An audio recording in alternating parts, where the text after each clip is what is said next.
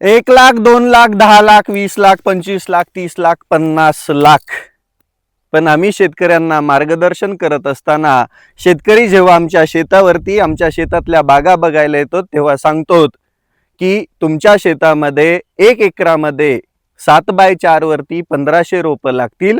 त्या 1500 रोपांना आम्ही 15 ते 20 टन माल काढून देऊ आणि त्याच्यासोबतच 6 लाख रुपयाची उत्पन्नाची हमी तुम्हाला आम्ही स्टॅम्प पेपरवरती लिहून देऊ. परंतु अट एकच असेल, 6 लाखांच्या वरती जे पैसे होतील ते मग तुम्हाला आम्हाला द्यावे लागतील.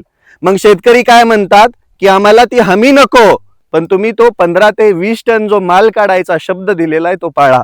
आम्ही तो पाळतोच. मग शेतकऱ्यांना पैसे होतात 10 लाख, 20 लाख, 25 लाख, 30 लाख होतात. मग लागवड किती एकर आहे त्याच्यावरती त्या बागांमधून किती पैसे होणार आहे हे ठरतं.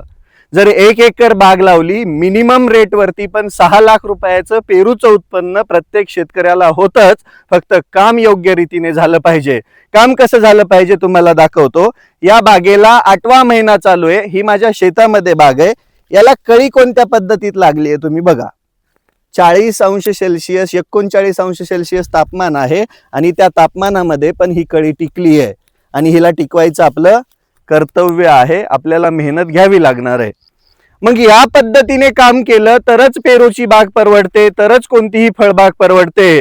पण वकाल्या हाणून आणि काय म्हणतात ना कोणाचं तरी काहीतरी ऐकून जर गोष्टी करत असाल तर कुठेतरी तुम्हाला अडचण येणार आहे. आम्ही तर योग्य मार्गदर्शनाने हजारो शेतकऱ्यांचं आयुष्य बदलायचा प्रयत्न केलाय आणि आम्ही ते बदललं पण आहे.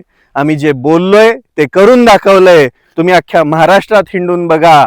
ज्या शेतकऱ्याने माझ्यासोबत काम केलंय त्याने पैसेच कमवले आणि तो स्वतः मान्य करतो.